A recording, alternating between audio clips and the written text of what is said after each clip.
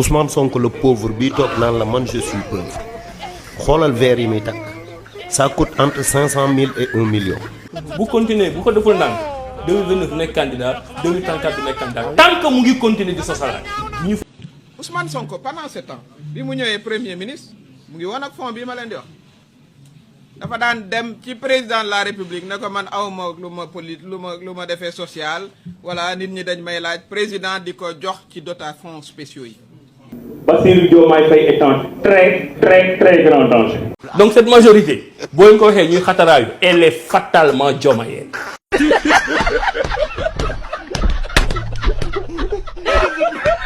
yenn saa yi nga dégg ku ni la woon tiijaan laa waaye bàyyi naa ni la jëloon naa ko waaye génn naa ci bu sa yoon nekk moom la teree naan sa café cheikh ko football. asalaamaaleykum sama gars yi nuyu naa leen ñëpp seen tur ak seen sant di leen dalal seen YouTube di leen wax na ngay di abonné ak di wéy di like vidéo yi sama gars yi vidéo yi da leen ko like muy jóg loolu da ci am solo trop. voilà gars yi dafa naa di gis ngeen instant bii nii PM Sonko yëngal ci na game politique bi instant bii nii Modou yaa ngi génn di xataraayu ku nekk di kër di xam nga avant président Ousmane Sonko di génn sorti bu mujj def amoo koy def gars yi la leen doon waxtaanee ay montre PM Sonko dàll yu muy sol maxana bi muy sol xam nga ci loolu la ñuy waxtaan loolu wala woon ne moom seen bàyyi la ci politique quoi moom bu génnul seen li ngeen def du neex yéen doon bi ngeen nekk moom bu duggul du neex état bi xam nga yéen ci loolu ngeen waxtaan amoo leen sujet mu génn wax ku nekk ak génn di ngóoti état bii nii am na ñoo xamante ni moom xaw ma la ma leen dal dañoo teg bët PM Sonko ñooñu dañoo faa Sonko wallaahi dañ ko faa. Ousmane Sonko le pauvre bii toog naan la man je suis pauvre xoolal verre yi muy takk ça coûte entre 500 000 et 1 million. mais verre yooyu ñaata la ci am yëre bu mu sol day kase ak verre yi nga jël Ousmane Sonko nga xool montre bi muy takk montre bi c'est à partir de 4 millions jëm kaw. Ousmane Sonko dàll yi muy sol. dàll yi ça coûte entre 1 million 2 millions. ci dàll kese. dàll kese last cri di promouvoir not le made in Sénégal but le made in outside. Ousmane Sonko li muy sol ci kaw ba ci suuf boo ko évaluer jege na 10 millions bu ko ëpp. ci am na ñu naan ma lii ni ba xam or la man leen non airport bi yaa ngi rek avec pochetam gis nga lii ni mu rafetee ak ni mu yemee ci loxo te airport bi ngandewul du la sonal. original airpod la day wuy appel day def lépp sama gaay lii dama la koy jaay gis nga su ma la ko indilee ba nga gis ko bu dalu sa xel xala bul hésité delloo ma ko ma dem amul benn problème airpod laa wax original boo ko bëggee bii boo ko bàyyee doo am bu ko gën numéro baa ngi nii boo ma woowee appel di ma jot boo ma whatsapp di ma jot ko si bëgg dafa sa commande gis ngeen ni mu rafetee lii yëpp rafet la def ujji la du cere càq bi vrai airport bi la te digital la amul ay bouton ak yooyu noonu bii au niveau bi. léegi gis ngeen li mu wax nee na PM Sonko nee na Ousmane Sonko li mu sol yëpp 10 millions man daal ñii seen xeet ni ñeme yàlla barki sëñ Ba dafa maa dépassé noonu ñi dañoo aay sérieusement ba pare sama gars yi dañ jàll ci Abdourahmane Diouf avant mel ci Mimi Touré Abdourahmane Diouf man léegi xaw ma la ma ko dal. Abdourahmane Diouf ay wax dof rek lay wax am na li kon Abdourahmane Diouf mooy wax ba xam PM Sonko président Ousmane Sonko dina bokk élection wala du bokk Abdourahmane Diouf moo koy wax non Sénégal du réew. bu continuer bu ko deful naan 2029 nekk candidat 2034 du nekk candidat tant que mu ngi continuer di sosalaat ñu fi nekkee di ñu jox ay leçons ñun mënuñ ñoo jox ay leçons de morale. voilà mënoo fi def li nga fi def mu ne wàññ ba weñ ba pare nga ne yow da ngay yeddal mënoo ñoo yedd c'est pas possible. alors donc ce critère moral là parce que mu ngi continuer aussi di defaat yooyu bu continuer bu ko deful ndànk 2029 du nekk candidat 2034 du nekk candidat tant que mu ngi continuer di sosalaat parce que ku mu fi sosal di nga ko topp donc. le cri koy empêcher mu nekk. non man empêché wu ma kenn dama ne tant que mu ngi sosalaate man li ma wax lu leer lay doon ñun on est suffisamment gentleman et fair play que dugguñ ci yooyu.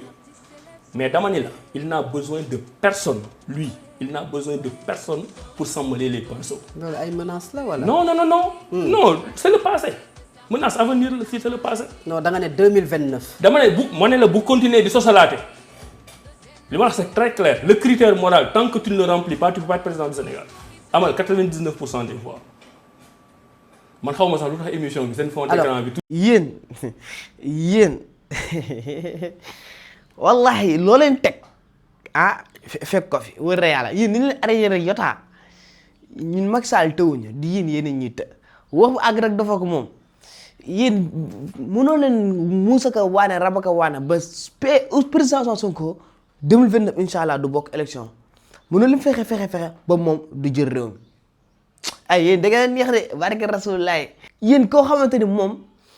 yéen da ngeen bokk wala doon bokk yoonam nekku si moom danaan nañ organiser élection mosoo leen gis mu ni kii warul bokk mais pourquoi yéen chaque jour da ngeen ñëw naan Sonko du bokk élection lii lu moo tax da ngeen kaa ragal oui te looloo am da ngeen kaa ragal te man li ma gën a def reetaan ci Abdourahmane Diouf parti bi moo def ay ree quoi.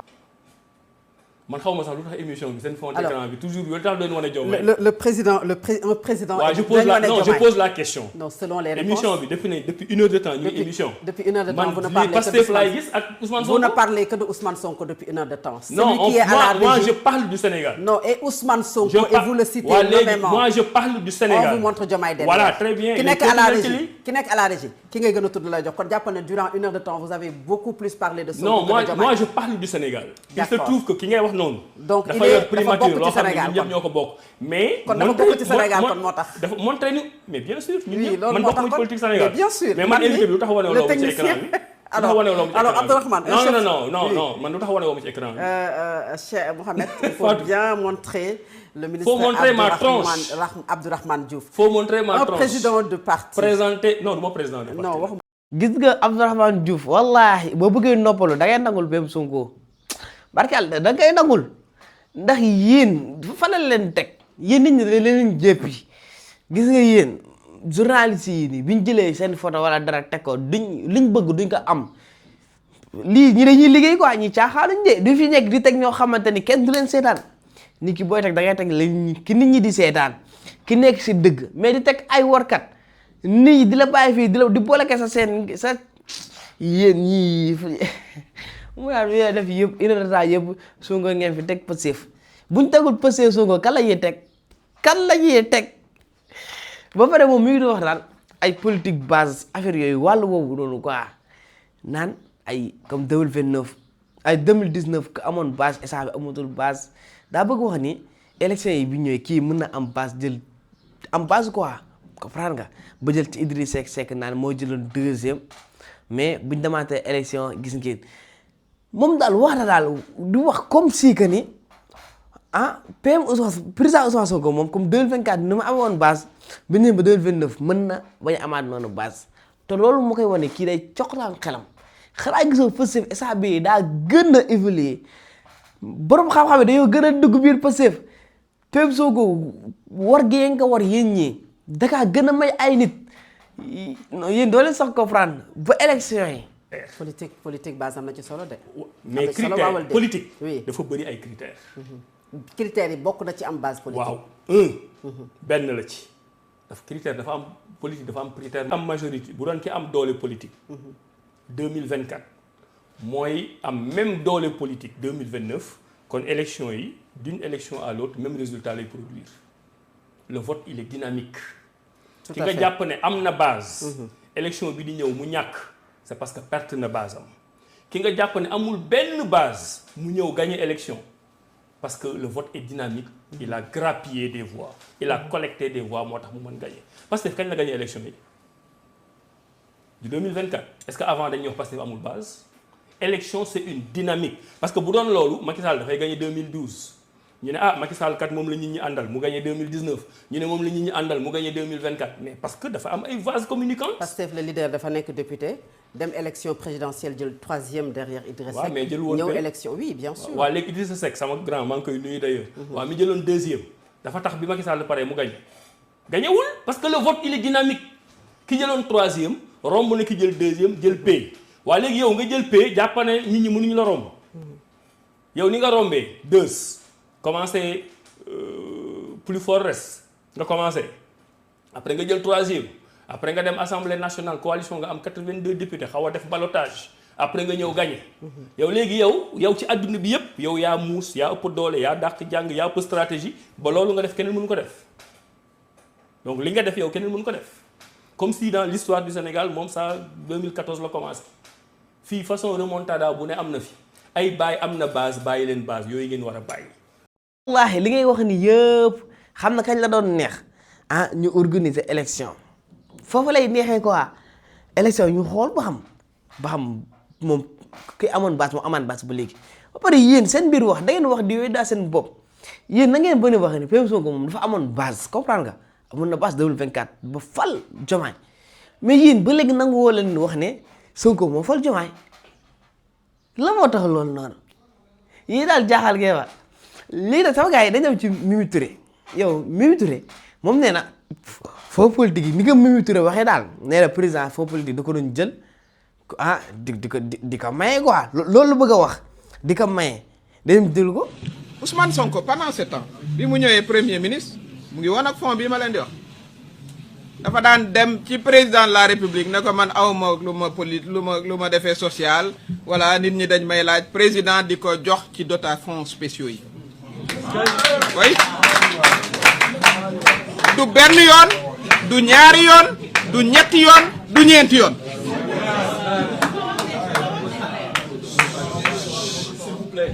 quand même man maay au représentant du président de la république. déjà yow Mimi Touré li ngay wax nii àndoon yow da ngay wax ba ci kam di càng di jaxasoo di rëbëyee yow no série soo xam ne Mimi Touré bi ku aay la ci kasab ku mën a kasab booy kii moo PM Sonko déjà yow ni nga wax ni moom la Diomaye doon utiliser ba tuumal Sonko ay ko wala yaa ngi tuumal Sonko naan fond politique yi da ko jox naa ko man damaa am ay social affaire astaghfirullah yow fii Sonko nga xamante ni possible lépp lu ñu am ñoo ko amal seen bopp social yi muy def politique boo bëggee def politique meeting wala dara militant yi waa diaspora bi gars yi ñëpp jaay seen carte nga ni yow Sonko moo doon dem ci Diomaye naa ko jox ma ci foo politique ma def samay activité politique ay Mimi Touré yaa mën a kasab yow li ngay wax di sax daa àndul yow dèjà ni nga ko waxee nii noonu la ko PM Sonko bañee ndax PM Sonko moom dani comme faux politique bi comme ni nga ko waxee nii teg comme nit ñoo ne daa feebar da nga jox ay millions boo ko joxee mën na bañ a sax dem faju ci mën na tee xaalis ko kii da ngay jël ordonnance bi yow sa jëm bopp wala nga am koo yebal mu dem jël ordonnance jox ko noonu la wax noonu lañ ko war a gérer mu am contrôle comme noonu PM Sonko loolu la wax pourquoi pas yéen nag moo leen loolu da ngeen bëgg a jël xaalis daal ngeen taal ko quoi comme ni ko PM Sonko waxee loolu dafa xaraam noonu la ko PM Sonko te PM Sonko ay wax démb ak wax tayam yëpp benn la yow mii nii la sa wax démb nag yow mii ak Abdourahmane Diouf seen wax démb ak seen wax tey nii la def ndax ki ngeen di toog ni défendre démb yéen a ko waxoon lii. Bassirou Diomaye Faye est en très très très grand danger. il faut nga ne nag lii fi nekk régime bii fi nekk système bii fi nekk daf fi war a jóge. Et je lance un clin d'œil à nos amis de Pastef. Je ne sais pas si vous avez ça. Bassirou Diomaye Faye est en très très très grand danger. man li ma jaaxal mooy opposition bi benn programme la ñu am xam naa nag ñaanlu nañ ci bu baax a baax mooy na Sonko ak Diomaye féewaloo boobu programme rek laa dégg ci ñoom parce que nag aussi dafa di tradition seen ca parti ba man APR laa ne woon APR dafa fa ne woon amitié c'est un mot inconnu au dictionnaire de la paix inconnu amul Moustapha xeex ba ca seen biir ca biir lay doon yow ka nga xam ne moo leen yilif mooy yónni diw ca télé ba demal nga attaqué bu am affaire noonu la ñuy dunde kon daf leen di jaaxal bu ñu gisee ñaar ñoo xam ne amitié leen lii war a mën a ànd mais nit ku baax sax boo fekkee ñuy ànd mais da nga leen di ñaanal jàmm loolay rôlu jullit waaye tous les jours seen seul programme ñoo nga cay dox di ca ñaanlu mooy nañ féewaloo waaye defe naa ne président ba tontu na leen président c'est le président premier ministre c'est le premier ministre qui coordonne l'action du gouvernement les textes sont très clairs mais la ca gën sax mooy ñu doon ay xarit waaye ñoom xamuñu loolu. yow yaa taxawoon nga ni Diomaye Faye danger la ci Sénégal ay comprendre te tey yaa ngi ni taxaw di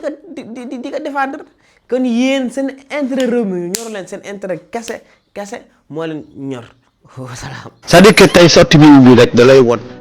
mais une fois encore Ousmane déjoué na un piège boo xam ne dañ ko tegoon ci kanam parce que gis nga Mimi dafa nekk ci réaction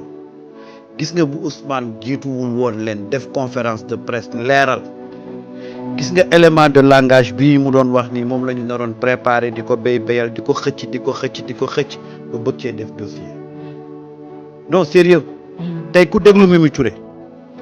yi mu wax élément de langage yi mu doon utiliser da ngay xam ne benn ndëgg sërëx lañ doon tegal Ousmane jiitu leen ci daal di leen cay kàmbal ñoom ñu ñëw dugg ci imaginez Ousmane bu defutoon conférence de presse jiitu leen ci tey ñu war a toog fii war a véhiculer ne Ousmane da doon dem di dem ak dikk di laaj ñu koy jox muy dem ak dikk ñu koy laaj donte nit ñi duñ ko gëm waaye moom la ñuy jël élément de langage jël ko wasaare ko si pénc c'était ça le deal c'est-à-dire que il voulait l'attaquer parce que doo xoolee dafa am benn genre yi coordination ñu ko doon préparé waaye mbir mi àggul fa mu war a àggee ci la ko Ousmane Fanké boo xoolee semaine bi nga xam ne moo jiitu avant Ousmane di def conférence de presse xam nga lan lañ doon wax verre yi mu sol dàll yi mu sol c'est-à-dire que il voulait nous montrer que Ousmane dafa nekk ci benn train de vie bu extraordinaire voilà yor xaalis bu jéggi dayoo yooyu la ñu doon jéem a woon tey ñu génn la ñu wax